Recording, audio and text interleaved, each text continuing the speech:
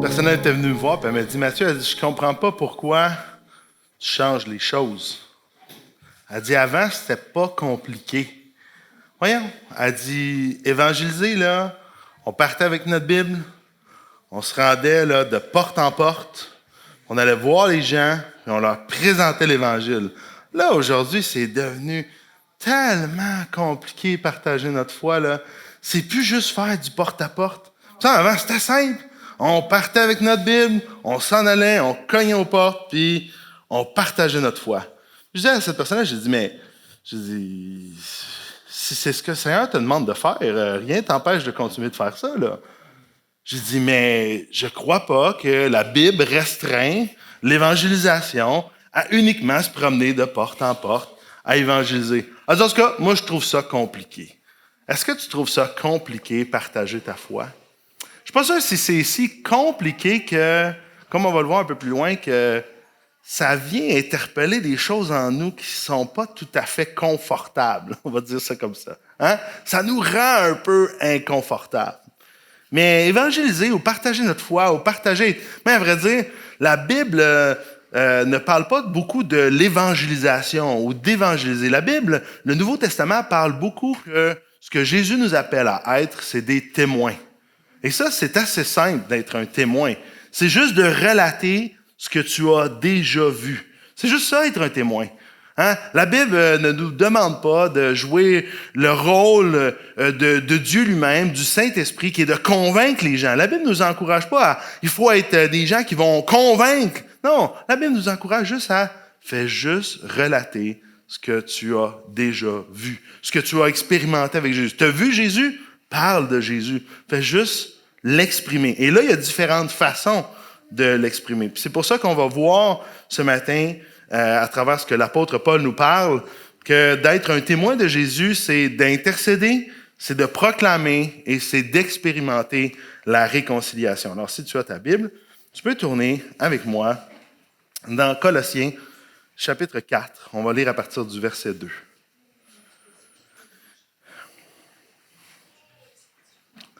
L'apôtre Paul nous dit ici, « Persévérez dans la prière, veillez dans une attitude de reconnaissance. Priez en même temps pour nous, que Dieu nous ouvre une porte pour la parole afin que je puisse annoncer le mystère de Christ à cause duquel je suis emprisonné et que je le fasse connaître de la façon dont je dois en parler. Conduisez-vous avec sagesse envers les gens de l'extérieur et rachetez le temps. Que votre parole soit toujours pleine de grâce et assaisonnée de sel, afin que vous sachiez comment il faut répondre à chacun. » Alors, il y a 3 angles que l'apôtre Paul nous montre ici sur le fait d'être un témoin. Le premier angle que l'apôtre Paul fait soulever, c'est qu'être un témoin, c'est en premier. Puis c'est pas nécessairement une question d'en premier priorité. C'est vraiment 3 angles qui sont... Les 3 sont importants. Les 3 doivent travailler de concert. Alors, je vais commencer par le premier point que l'apôtre Paul parle ici, c'est la prière, l'intercession. Le fait d'être un témoin ne se fait pas juste parce qu'on est un bon orateur, parce qu'on parle bien. D'être un témoin, c'est pas juste parce que même on peut, avec exactitude, dire exactement, précisément ce qu'on a vu. Être un bon témoin, c'est aussi venir devant Dieu puis user nos genoux devant lui pour dire à Dieu, « Dieu, je ne comprends pas vraiment pourquoi tu veux m'utiliser, mais veuille m'utiliser. Fais juste savoir que je suis disponible pour toi. » Puis aussi, combat au-devant de moi. Va déjà, travaille déjà dans le cœur des gens. Puis à vrai dire même, Seigneur, montre-moi les gens dans les cœurs dans lesquels tu es déjà à l'œuvre. C'est ça être un témoin. Je me rappelle de cette femme-là qui était venue me voir. Elle venait de perdre son 3e enfant, à vrai dire. Elle n'avait jamais eu d'enfant, mais ça faisait la 3e fausse couche qu'elle faisait. Puis elle était vraiment démolie, puis elle était vraiment découragée, puis elle pleurait. Puis elle me disait, Mathieu, elle dit, je le sais, je suis une mère, je suis une maman. Je veux porter un enfant, mais je veux surtout avoir un enfant. Pourquoi le Seigneur permet que je ne puisse pas avoir un bébé? Il me semble que j'ai tellement d'amour à donner, j'ai tellement de câlins que je voudrais pouvoir donner. Puis moi puis mon mari, on essaie d'avoir des enfants, puis ça fait la 3e fois que je vis ce deuil-là. Pourquoi Dieu permet ça? Qu'est-ce que tu dis à quelqu'un qui te dit ça? Il y a des situations, des fois, dans le ministère où je me dis, Seigneur, c'est quoi qu'il faut que je fasse? Qu'est-ce qu'il faut que je dise? À vrai dire, je pense qu'il n'y a pas grand-chose à dire. Il y a juste à écouter, puis à pleurer, puis à être plein de compassion pour cette mère-là qui désire désespérément, puis qui priait avec intensité, intercédait, Seigneur, je veux avoir un bébé, je veux avoir un enfant. Genèse 30, verset 1 nous dit, lorsque Rachel vit qu'elle ne donnait point d'enfant à Jacob, elle porta envie à sa sœur et elle dit à Jacob, donne-moi des enfants ou je meurs. Ma question que je veux te poser ici, c'est quand la dernière fois que tu t'es mis à genoux pour prier en pleurant pour avoir un bébé spirituel? D'avoir cette même force, ce même désir, cette même passion-là interne, cette même motivation-là interne que ces mamans qui veulent avoir un bébé physique, toi d'avoir un enfant spirituel. Seigneur, donne-moi un enfant spirituel, donne-moi un bébé, donne-moi quelqu'un que je vais pouvoir témoigner, dire à quel point tu es extraordinaire, puis que cette personne-là puisse faire comme « Wow, j'avais jamais compris ça, j'avais jamais vu ça. Je veux donner ma vie à Jésus et là, voir naître un bébé. » Je trouve que ces femmes-là qui désirent avoir des enfants physiques sont des exemples extraordinaires pour nous, les croyants, qui devrions avoir cette même passion-là pour « Seigneur, s'il te plaît, donne-moi un bébé où je meurs. » Pas littéralement, mais hey, je suis là pour ça. Si on est encore ici, dans ce monde brisé, c'est tout simplement pour refléter la gloire de Dieu. Parce que sinon, là, sérieusement, l'idéal pour nous, puis à vrai dire, même pour Dieu, Dieu, là, depuis le début que nous sommes ici, court après nous pour qu'on soit en relation avec lui. Donc, s'il nous garde encore ici, c'est pas parce qu'il est bien content de nous garder ici. Il y a une mission précise, il y a un but précis pourquoi nous sommes rendus encore ici. Puis le jour où notre mission est terminée, de faire ce reflet-là, ben, on entre dans sa présence. Donc, le mieux pour lui, le mieux pour nous, c'est d'être ensemble. Alors, s'il regardait juste à nous et à lui, on est directement avec lui. Mais pourquoi il nous garde ici? Il nous garde ici tout simplement parce qu'il veut refléter sa gloire sur nous, puis qu'on puisse être des témoins de ce qu'il est, de comment il est bon, de comment il est extraordinaire. L'apôtre Paul utilise une belle expression ici. Priez en même temps pour nous, que Dieu nous ouvre une porte pour la parole, afin que je puisse annoncer le mystère de Christ. Il y a quelque chose de caché à être révélé. Il y a quelque chose de... Il y a une révélation, puis cette révélation-là, c'est miraculeux, c'est surnaturel. Ça se fera pas juste parce que je vais être un bon orateur ou je vais être une bonne personne. Non! Ça va se faire d'une façon miraculeuse, surnaturelle, dans des moments, dans des temps qu'on s'attendra pas, à des personnes qu'on n'avait pas prévues, à même des gens que on se dit, ben voyons donc, ça n'a aucun sens. Je me rappellerai toujours quand j'ai commencé à m'impliquer auprès d'un organisme de la ville. Une des personnes, j'étais parmi un comité, puis à ce moment-là, dans ma région, où je sers comme pasteur. J'étais pasteur à ce moment-là, j'étais pasteur jeunesse, je crois, ou pasteur en formation. Je ne sais pas si j'avais été reconnu comme pasteur jeunesse, mais j'avais été dans cet organisme-là, puis la ville n'avait pas une bien bonne opinion de nous, l'Église où je servais. Pas parce qu'on avait fait des choses mal, mais tout simplement parce qu'elle ne nous connaissait pas. Puis ce qu'elle connaissait de l'Église, ben c'était ce que les Québécois connaissent de l'Église, donc pas nécessairement une opinion favorable, au contraire, une opinion un peu défavorable. Et j'arrive dans ce comité-là, et je regarde tous les gens autour du comité, d'à peu près 10-15 personnes. Puis là, je me mets comme à regarder, OK, Seigneur, là, je veux être un témoin, tu sais, je veux refléter ta gloire, je veux pouvoir parler de toi, donc donne-moi des occasions de pouvoir parler de toi. Et je regarde tous les gens, puis là, je dis, peut-être cette personne-là, tu sais, oui, peut-être cette personne-là, tu sais, peut-être. Puis je me rappelle, je suis arrivé à une des personnes, je dis, non, ça, jamais. Et c'est impossible, tu sais. Le gars, c'était un gars, puis le gars, il était tellement drôle. T'sais. Tellement le fun. Le gars, là, il mettait le party dans la place. T'sais, j'étais content de m'impliquer là, puis j'avais du plaisir, puis tout le monde avait du plaisir. Une grosse partie à cause de ce gars-là qui était vraiment comme... Il était drôle, il était rigolo, tout le monde l'aimait, il était fin, il était attentif. Il était vraiment un bon gars, sympathique. Tu sais, des genres de personnes que c'est le fun avec qui être. Mais j'ai dit, mais jamais je vais pouvoir présenter l'Évangile à ce gars-là. Il a tout.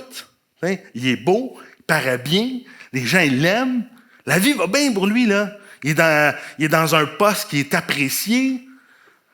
Et là, j'ai fait comme, ouais, OK. Mais c'est pas grave, il y a plein d'autres personnes à qui je vais pouvoir parler de l'Évangile, tu sais. Fait que, le président, qui n'était pas ce gars-là, le président du comité, est arrivé puis il est venu me voir. C'était un homme d'un certain âge, mais tu sais, j'étais comme, peut-être que lui, je vais pouvoir présenter l'Évangile. Il vient voir tout de suite après la première rencontre du comité. On s'était tous présentés, moi j'explique, je suis pasteur à l'église. Fait que là, il y a des gens nous regardent. Qu'est-ce que c'est ça? Qu'est-ce qu'il fait là ici? Le président vient me voir après la rencontre, il dit, je veux juste te dire, il dit, nous ici, on veut pas avoir ton opinion. Il dit, tu parles pas. Dans les rencontres, là, tu fais juste être là. Puis jusqu'à temps que, tu comprends, tu t'en ailles. Il voulait pas vraiment que je sois là. Fait que je suis resté quand même. J'ai resté là. À vrai dire, je suis encore dans le comité au bout de... Ça va faire peut-être 15 ans que je suis avec le comité. Puis c'était long avant que je puisse commencer à ouvrir la bouche, à parler. Mais dans la rencontre, je parlais pas. Mais je pouvais parler avec les gens à côté. Puis je parlais avec différents membres. Et finalement, j'ai fait le tour pas mal avec le temps, tu sais, à rencontrer, prendre du temps avec eux, apprendre à les connaître. Et savez-vous quoi?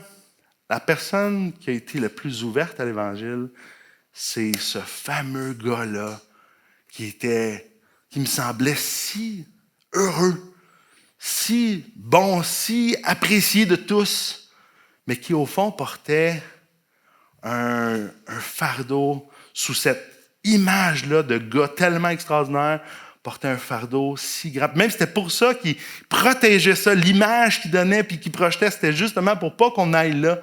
J'avais fait le tour des gens à leur partager un peu l'Évangile, mais le gars, à un moment donné, avec qui je me suis assis, je me suis rendu compte que c'était, au fond, je l'ai appelé quelques fois comme ça, je dis, au fond, t'es mon clown triste. De l'extérieur, t'as de l'air de quelqu'un tellement bon, puis tout va bien, mais quand on s'assoit avec toi puis qu'on creuse un peu, on s'aperçoit à quel point tu as vraiment besoin d'aide. Puis tu as surtout besoin de Jésus.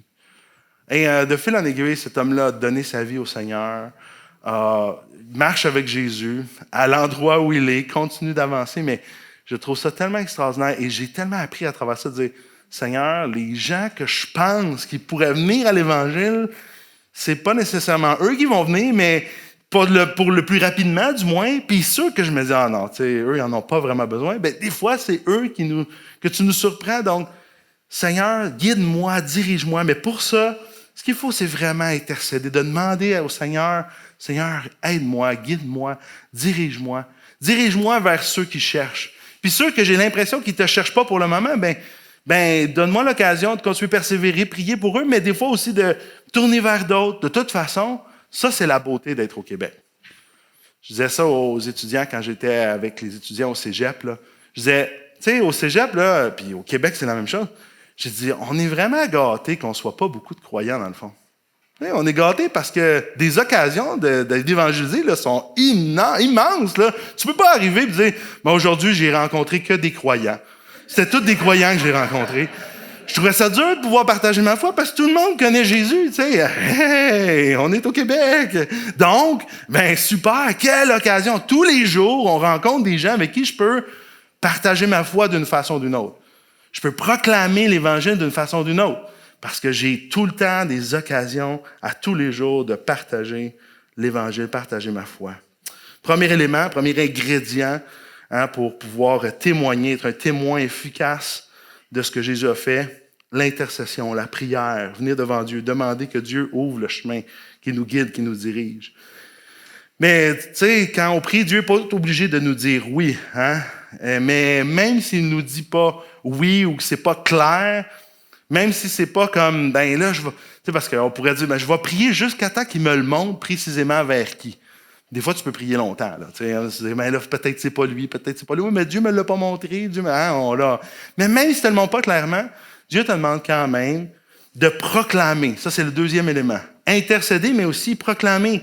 L'Évangile reste un message, reste une bonne nouvelle. Ça s'articule à travers des mots. Si nous avons rencontré Dieu, ça s'est fait à travers des mots, un message, quelque chose d'intelligible, de raisonnable dans le sens où notre raison peut comprendre. Cette bonne nouvelle, elle a été déclarée. Elle nous a été déclarée. Puis en passant, pas tant défendue, surtout déclarée. Je vous dis pas qu'il faut juste comme dire des mots qui sont juste des grandes vérités, puis le monde, on s'en fout comment il reçoit. C'est pas ce que je te dis. Je fais juste te dire que trop souvent, on a comme un peu cette impression-là, ce sentiment-là qu'on doit défendre le message que l'on croit. Sache que Dieu est capable en masse de se défendre tout seul. Tu n'as pas besoin de défendre Dieu, pas besoin de défendre la vérité. Si la vérité est la vérité un jour va se révéler, ça va être clair, ça va être évident. Mais surtout, de pouvoir réfléchir, Seigneur, comment je peux bien articuler la vérité pour qu'elle soit compréhensible pour les gens qui m'entourent. Mais le but, ça reste quand même, un moment ou l'autre, être un témoin, c'est d'ouvrir la bouche et ça reste de parler. Il y a une différence entre tenter d'expliquer quelque chose et tenter de convaincre. La Bible nous encourage à prendre le temps d'expliquer. Quand les gens ne comprennent pas, de s'arrêter avec eux, de voir où ils en sont, pour bien leur expliquer qu'est-ce que Dieu essaie de dire. Nous-mêmes, on a besoin de comprendre pour pouvoir venir accorder notre volonté, à venir se soumettre. On a besoin de comprendre. Les gens autour de nous, c'est la même chose. Ils ont besoin de saisir et de comprendre. Donc, de prendre le temps d'expliquer, c'est très bien, mais d'essayer de se mettre un poids à « Ouais, mais je vais l'avoir à un moment donné. Je le sais, là, il va voir que j'ai raison. » là. C'est pas ça le but. Le but, c'est pas d'avoir raison. Là. Le but, c'est tout simplement de refléter la vérité, refléter le vrai Dieu, refléter qui Dieu est, ce que Dieu a fait pour nous, ce que Dieu a fait pour toi, qu'est-ce que tu as compris de qui Dieu est, comment Dieu est arrivé à te faire comprendre ce qu'il est, comment il s'est révélé à toi. Ça, c'est le genre de discours et de témoignage que Dieu veut que l'on ait. Être un témoin, c'est accompagner quelqu'un. Être un témoin, c'est accompagner nos personnes. Je me rappelle de cette femme-là qui me partageait combien c'était vraiment pas facile dans son couple.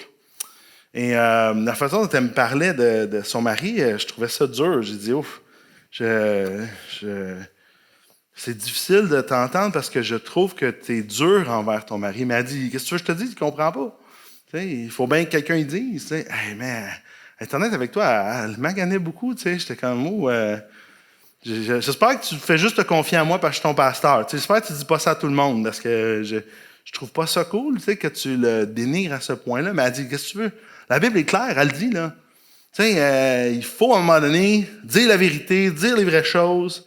Puis à un moment donné, tu sais, il faut que les choses, il faut qu'ils comprennent. Qu'est-ce que tu veux? À un moment donné, il n'est pas vite, il faut qu'ils comprennent. Je vais lui dire, moi, il répéter jusqu'à temps qu'ils comprennent.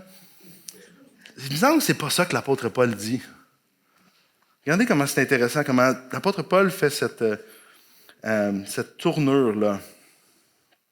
Il dit à partir du verset 5, il dit « Conduisez-vous avec sagesse envers les gens de l'extérieur et rachetez le temps. » Ici, racheter le temps, c'est pas qu'on peut comme doubler notre temps parce qu'on est en train de témoigner. C'est pas ça. C'est une expression qui veut dire saisir l'occasion. Quand tu as l'occasion, saisis l'occasion. Saisis le moment. Saisis la situation. Puis utilise ces situations-là avec sagesse. Fais pas juste voir que c'est tout le temps un moment. Il y a des fois où c'est pas un bon moment. Il y a des bons moments, il y a des moins bons moments, mais saisis le moment quand le moment se présente, puis utilise sagesse. Mais regardez comment il exprime, il dit que votre parole soit toujours pleine de grâce et assaisonnée de sel. Trop de sel dans une parole, ça devient irritant. Un plat trop de sel, c'est pas mangeable, c'est pas bon. Mais un plat pas assaisonné, c'est fade. Le sel, c'est dosé, là. Mais soyez plein de grâce en même temps. Essayez de d'accompagner comme Jésus accompagnait. Réfléchis comment Jésus t'a accompagné. Puis même réfléchis sur la façon dont les gens qui t'ont accompagné, ils ont bien fait. Moi, j'ai beaucoup apprécié d'avoir de très mauvais coachs, de très mauvais accompagnateurs, de très mauvaises personnes qui m'ont vraiment pas bien enseigné les choses de Dieu. J'apprécie ça, moi, parce que je me dis, mais je veux pas faire ça. Hein? On apprend aussi avec les gens qui font pas bien avec nous. Hein? Donc, ici encore, c'est le même principe. Apprends de ce qu'on a fait avec toi, mais aussi, il y a un équilibre, il y a une tension. Vous voyez, tout au long de la lettre aux Colossiens, il y a multiples tensions. Et ces tensions-là ne sont pas toujours simples à manœuvrer. On aime les choses noires ou blancs. On aime, OK, c'est ça qu'il faut faire, on le fait. Je le sais que je suis dans la volonté de Dieu. Puis si je déroge de ça, je ne suis pas dans la volonté de Dieu. Mais la vie chrétienne est une relation.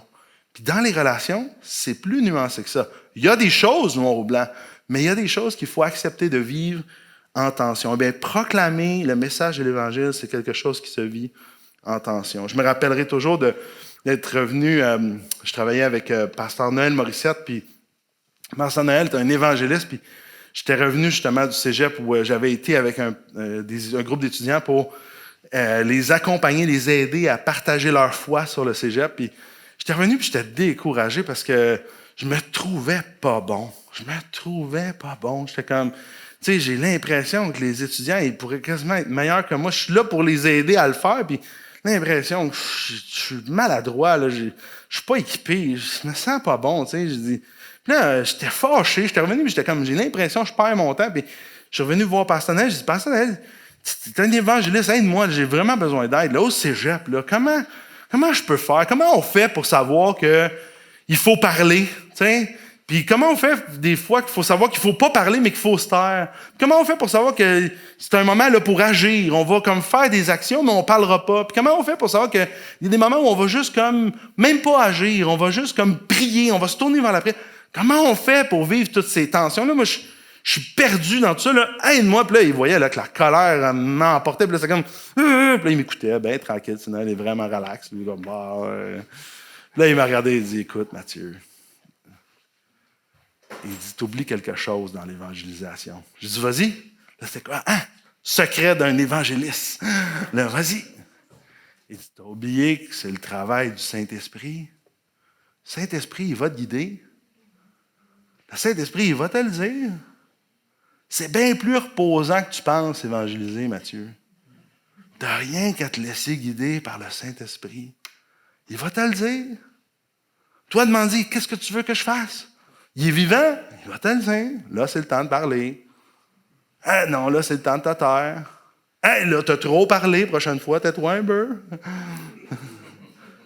Tu es en relation avec le Saint-Esprit. Le Saint-Esprit t'habite, Mathieu. Laisse-toi guider par le Saint-Esprit. Puis ce que le Saint-Esprit veut que tu fasses, ça ne produira peut-être pas toujours les fruits que toi t'espères.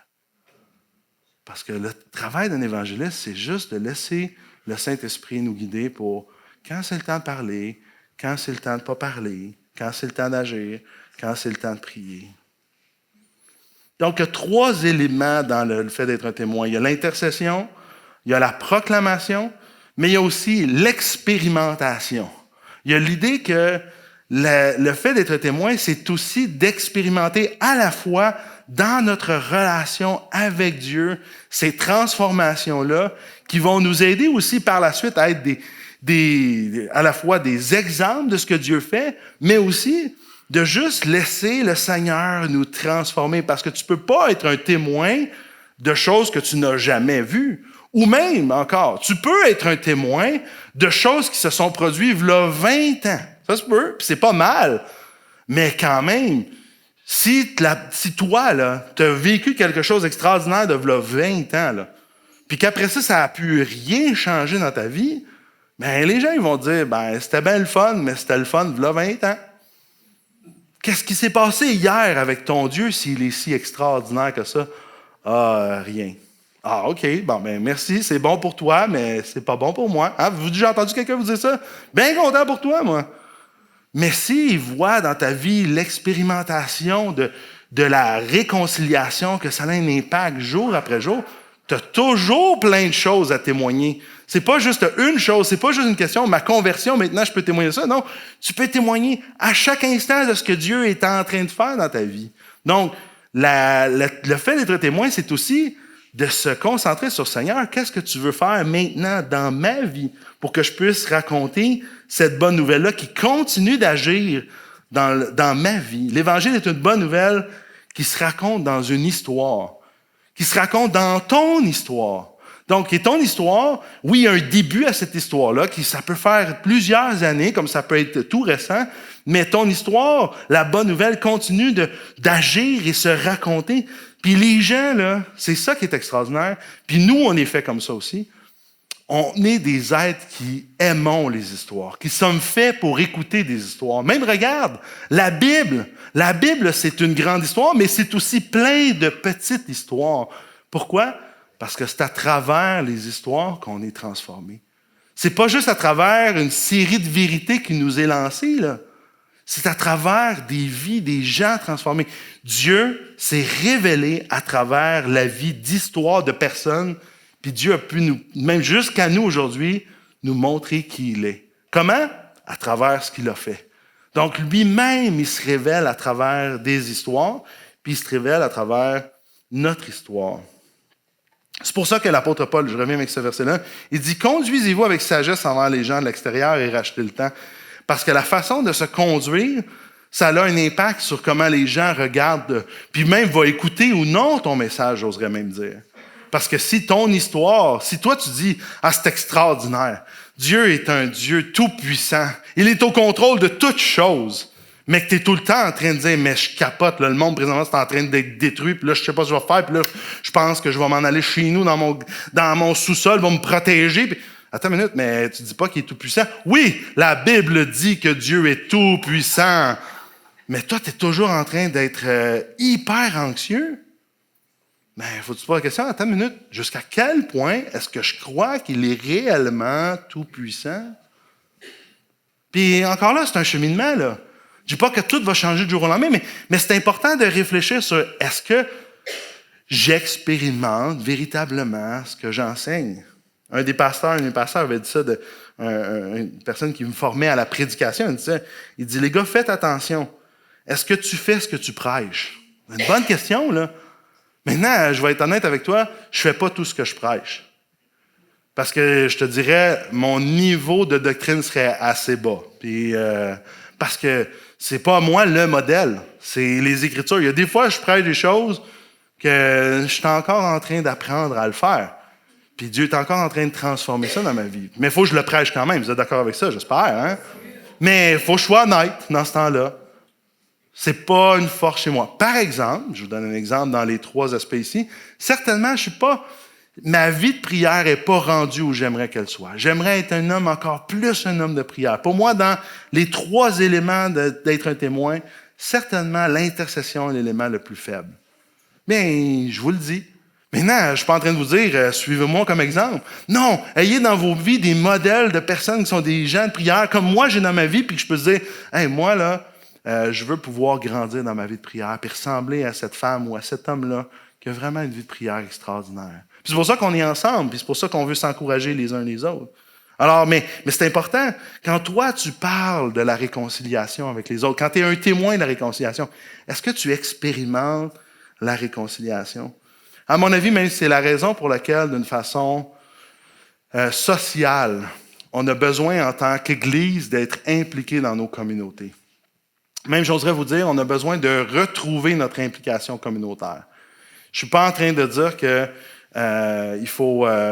je suis pas en train de vous dire que l'Église catholique a tout fait parfaitement. C'est pas ça que je veux vous dire. Ce que je veux vous dire, c'est que... Mais une des choses que l'Église catholique a bien fait avant, elle était impliquée socialement. Il y avait d'autres choses qu'elle n'avait pas. Il y a des éléments qui avaient perdu, des fondements importants qu'elle n'avait pas. Mais rien n'empêche que cet élément-là, l'Église catholique avait compris. Il y avait une implication communautaire. Et c'était triste. Moi, j'étais très triste durant la pandémie que le gouvernement nous demande de fermer. Puis même nous, notre Église, on a fermé. Parce qu'il fallait l'admettre, là. On n'était pas essentiel. Et ça n'a pas de sens. Le gouvernement, même les gens devraient dire, non, l'Église est essentielle. Si l'Église ferme, ça a trop d'impact dans notre communauté. Il faut ça. Pourquoi? Parce que les gens doivent voir que non seulement pour nous, la réconciliation est une bonne chose, mais voir à quel point est-ce qu'on est une bénédiction aussi pour les gens du dehors. Ça, c'est un incontournable. Et j'espère, par la grâce de Dieu, qu'au cours des prochaines années, on va pouvoir reprendre ça auprès de notre communauté, dire non, c'est pas vrai qu'on n'est pas juste là pour nous. Au contraire, on n'est pas là pour nous. Parce que si on était rien que là pour nous, on se rendrait au ciel, le Seigneur vient nous chercher, la vie est belle, on va être avec toi pour toujours. Non, on n'est pas là pour nous. On est là pour ceux du dehors, pour refléter. Si on est encore ici dans ce monde brisé, on est là pour refléter le message de la réconciliation. Être un témoin de Jésus, c'est intercéder, c'est proclamer, c'est expérimenter la réconciliation. Mais avant de terminer, je dirais ceci. Ce matin, par exemple, quelqu'un a sûrement besoin d'entendre ça. Avant de vouloir devenir un témoin, puis on en a parlé tout au long de la semaine, c'est important d'avoir vu. Tu ne pourras pas être témoin de la collision qui est arrivée sur la 40 à Montréal hier si tu n'étais pas là. Tu ne peux pas arriver, puis là, la police, elle dit, on cherche des témoins, là, tu appelles la police, dis, écoutez, je voudrais juste vous témoigner de l'accident qui s'est passé. OK, vous étiez où? J'étais au camp des boulots. Puis, quoi tu parles? Non, mais je veux juste vous parler de l'accident. Tu sais, moi, je pense que l'accident, on s'en fout ce que tu penses. On cherche des témoins. Y a-tu quelqu'un qui a vu ça? C'est la même chose pour Jésus. Tu peux pas témoigner de Jésus si tu n'as pas vu Jésus. C'est ça que Jean a dit en terminant, puis je suis tellement d'accord avec lui. Donc, ma question pour toi, est-ce que tu as vu Jésus? As-tu rencontré Jésus? Est-ce que tu rencontres même Jésus? Je me rappellerai toujours de cet homme-là que j'ai rencontré dans un... on était en vacances, moi puis mon épouse. On était dans un resort dans le sud. On avait une semaine ensemble, moi puis mon épouse. Il faisait pas beau. C'était froid. Mais c'était très agréable juste d'être ensemble, les deux. On avait même l'occasion d'être...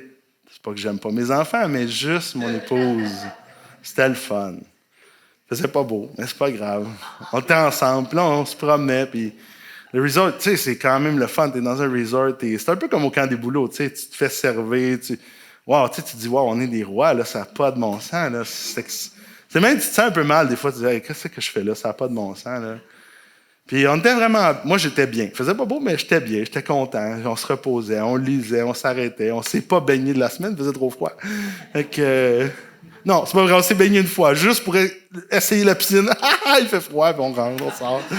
Il y a des belles piscines, toutes belles, tu sais, tu peux pas les utiliser, il fait trop froid. Puis on s'assoit, au début de la semaine, on s'assoit sur une table, on est en train de manger. Puis ça arrive qu'à ce restaurant-là, à ce moment-là, c'est vrai que le service était long. Mais, tu sais, t'es là pour rien faire. Puis il fait même pas beau de toute façon, tu sais, fait que t'attends d'ici ou t'attends là-bas, ça change rien, tu sais, c'est comme, on attend, puis on jase, puis là, on ressort un livre, puis on lit. Puis là, la table, juste à côté de nous, c'était un couple d'un certain âge, puis il chialait, comment c'était long, il chialait. Il est arrivé même après nous autres. Puis c'était long, puis c'est donc pas comme l'autre resort, eux autres, c'était extraordinaire, puis il fait pas beau, puis ça, il chialait, puis il chialait, puis il chialait. Ouf, c'était moins le fun, mais tu sais, j'étais comme, hey, tu sais, comment c'est extraordinaire, on est juste d'être là, tu sais, juste de voyager, il y a tellement, tu peux tellement mettre tes yeux sur plein de belles choses que ça n'a pas de sens. Fait que, mais je comprenais en même temps que c'est vrai que c'était décevant, puis c'est vrai que le service était long. Faut que je l'admette, mais j'étais comme, là, il rush, il trouve ça tough dans son arrière. Des fois, ça courait dans la cuisine, il y avait un problème. Il est arrivé de quoi, puis qu'est-ce que tu veux? C'est long, prends ton temps, puis ça va arriver. Là. Ça faisait peut-être 1 heure et quart qu'on attendait notre nourriture, puis c'était long. Mais c'est pas grave, on est là, puis on profite, là. Fait que là, c'est OK, c'est correct. Fait que, on continue notre temps durant la semaine, puis là, on s'en va manger à une autre place, puis c'était encore la même chose. Là, monsieur, là, c'était d'autres choses. Là, c'était pas long. Il chialait sur la nourriture, il chialait sur le service, il chialait sur le fait pas beau, il chialait. Fait que, à un moment donné, on est à un autre endroit, je suis assis dans une chaise, puis là, Je suis en train de lire. Puis là, le monsieur, il me voit au loin, puis là, il regarde. Il dit, es-tu en train de lire la Bible? Je dis, ouais. Il dit, hey! Il dit, moi aussi. Je dis, toi aussi quoi? Il dit, moi aussi, je suis un chrétien. Ah.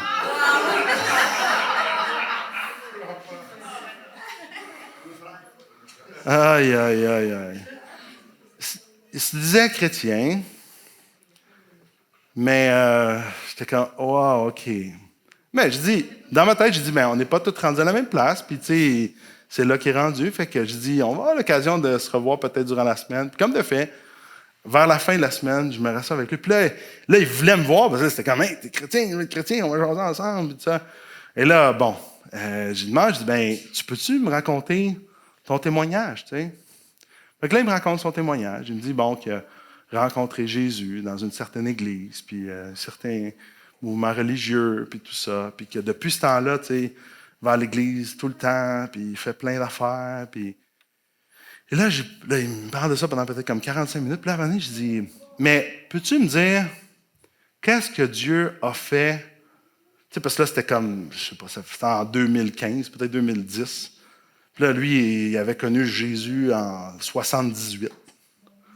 Puis je dis, peux-tu me dire qu'est-ce que Jésus a fait depuis ce temps-là?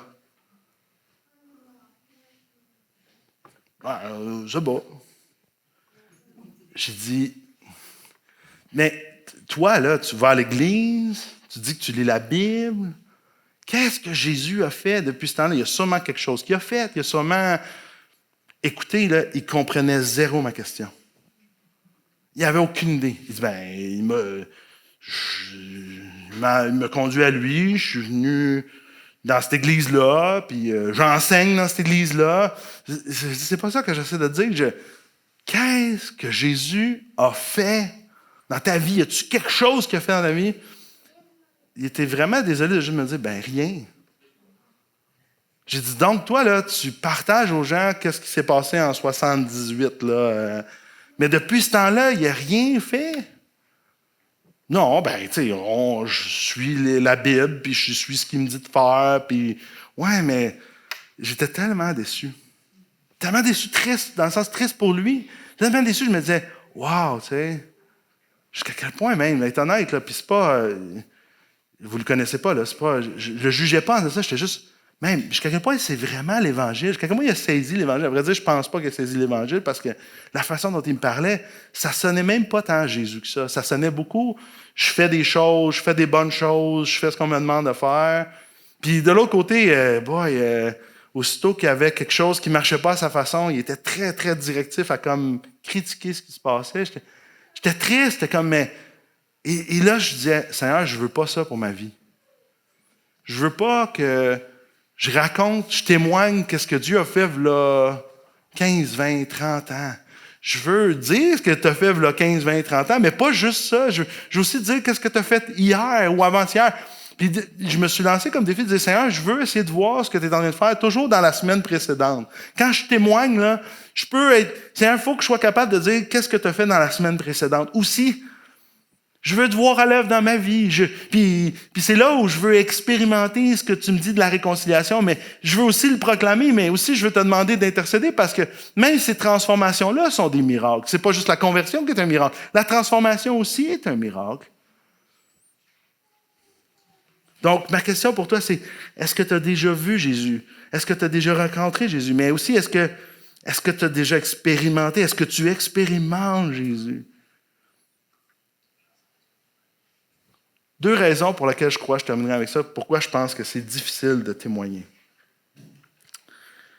2 éléments pourquoi est-ce que ces 2 éléments-là sont nos motivations, sont ce qui sont au plus profond de nous-mêmes. Je pense qu'il y en a plus que ça, mais je veux en mentionner 2. Le premier élément pour lequel est-ce qu'on ne témoigne pas, c'est parce qu'on a peur. On a peur de... Qu'est-ce que les autres vont dire? On a peur de ne pas dire les bonnes choses. On a peur d'avoir rien à dire. On a peur d'être coincé dans un coin puis On a peur que, justement, ça peut-être même... On a peur de... Est-ce que la vérité va véritablement... Est-ce que même...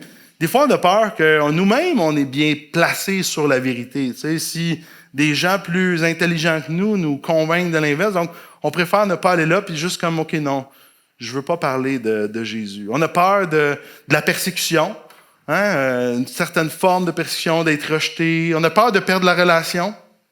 Mais c'est quoi le point, le dénominateur commun de tout ça? Ça reste la peur. Et c'est sérieusement pas une bonne motivation pour être un témoin.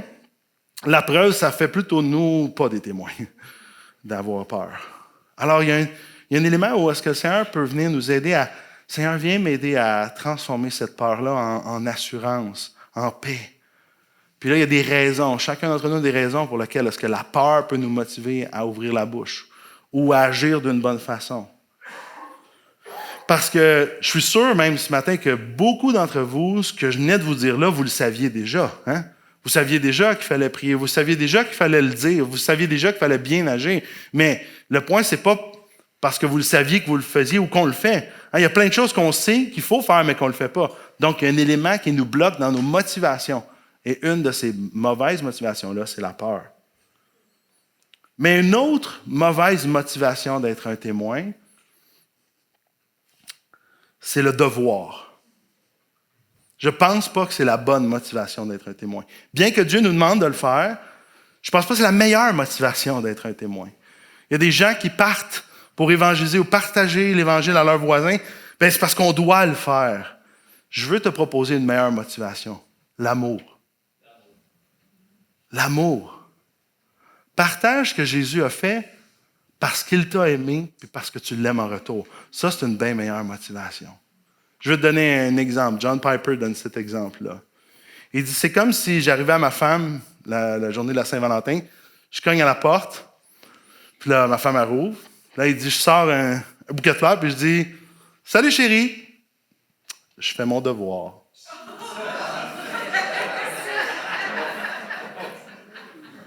Merci. Non!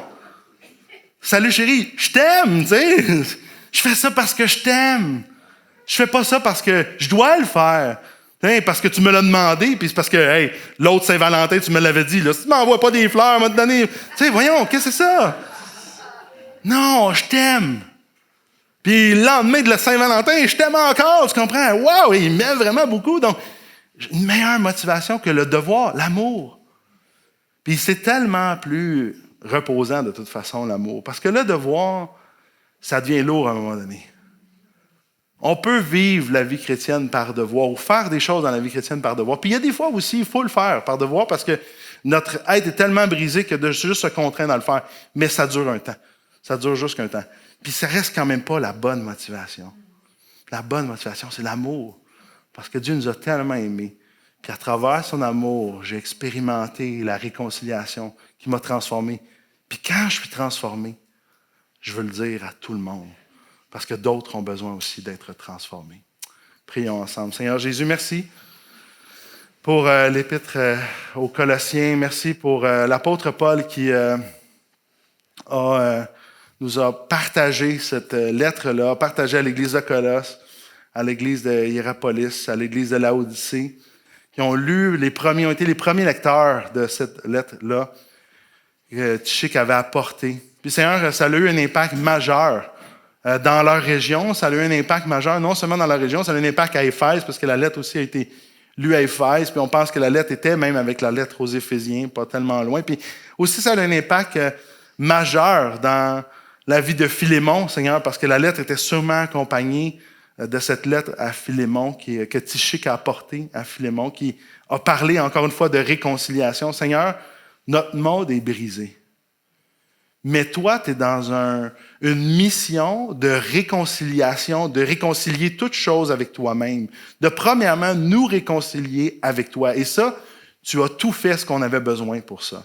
Tu es venu sur terre, tu t'es incarné, tu as vécu une vie parfaite, tu es mort à la croix et tu es ressuscité. Tout ce qu'on avait besoin pour être réconcilié avec toi, tu l'as fait. La seule chose que tu nous demandes, c'est de te faire confiance. Seigneur Jésus, maintenant, aide-nous aussi à te faire confiance, à la fois pour notre transformation, pour notre marche avec toi, pour la façon dont tu nous fais grandir avec toi, intérieurement, puis comment tu nous fais grandir dans nos actions, dans nos pensées, dans nos relations. Mais Jésus aussi, aide-nous, comme on l'a vu ce matin, à être des témoins, à être des bons témoins, des témoins qui vont venir te demander ton aide, vont venir intercéder pour les Québécois, pour le monde qui souffre, qui est brisé. Des témoins qui vont ouvrir la bouche, des témoins qui vont agir, mais aussi des témoins qui vont venir avec toi te demander de transformer leur être intérieur, leur motivation. Jésus, merci parce que cette œuvre-là, tu veux la faire en nous, puis on se rend disponible, Saint-Esprit, pour que tu fasses cette œuvre-là en nous. Alors, on s'attend à toi. Merci pour cette semaine, merci pour cette lettre. Et tout ça, c'est dans ton nom que je te prie, Jésus. Amen.